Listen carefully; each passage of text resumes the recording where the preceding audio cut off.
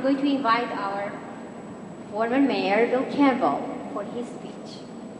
He's a family member of ours. Everybody knows him, and he was here with us every single year, almost every single year. Thank you very much. First of all, it's a pleasure to be back here with so many of my friends from the Armenian community.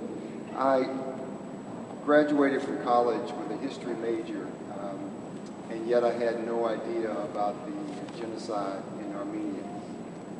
I came to Atlanta, and I met Sarkis and Harry and Rosie and so many of my Armenian friends, and then I learned about this horrible genocide that occurred early in the 20th century.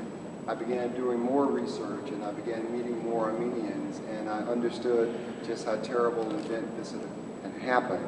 And as we have traveled across the country, we understand that there is always an effort to try to suppress history, especially when it is not favorable to those who caused the terrible tragedy in the first instance. There is no doubt now, with all the evidence that's available, that there was a terrible genocide that occurred against the Armenian people. There's also no doubt that the Turkish government continues to try to confound those who bring this to reality. The U.S. Congress and a committee finally passed a resolution last year, recognizing the Armenian genocide. And of course, the Turkish government once again threatened to remove the U.S. Air Force bases, and the full Congress has not moved forward. But we continue to find that there's progress being made. And each and every year, more of our Armenian friends come here, more people understand the tragedy, more books are being written about the Armenian genocide. Each and every year I call Sarkis and say, well, there's another book that was written, and so perhaps more people understand the terrible tragedy. We only have to look at Darfur and Rwanda and other places around the world to see that if you ignore history, you're doomed to repeat it, as occurred with Armenia. And so, my friends, I am proud to stand with the Armenian people. I'm proud to say that we recognize that a genocide occurred. There is no other group that would allow a Holocaust like what occurred against the Armenian people to be suppressed simply because another government does not want that information to come to the forefront. But we will continue our quest each and every year. I will be back again next year and next year until all of the people of the world recognize this terrible genocide occurred. Thank you. May God bless your efforts.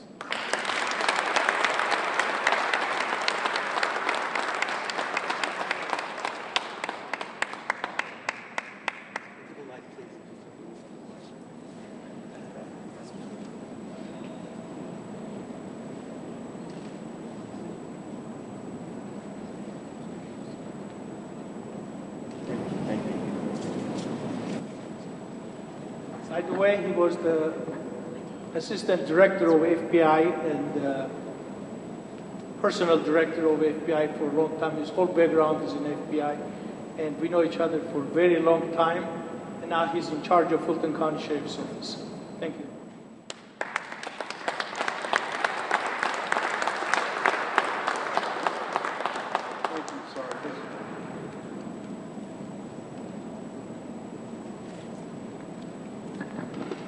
Thanks for allowing me to come before you today. Now, Sarkis Dwada has tried to teach me a little of the language, so I'm going to try it.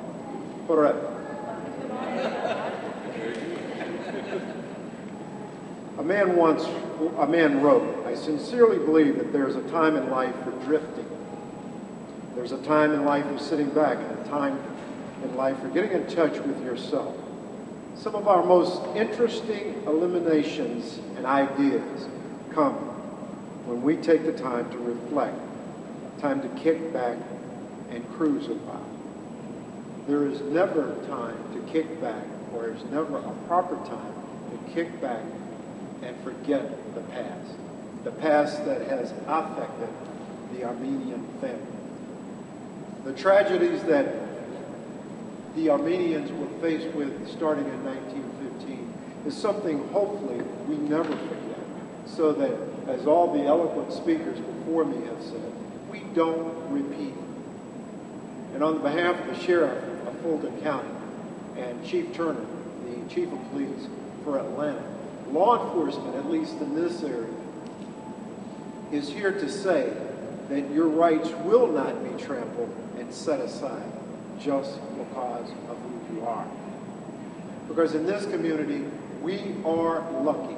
We are lucky that your ancestors survived and allowed us to enjoy the grace of your involvement in our community. Thank you very much.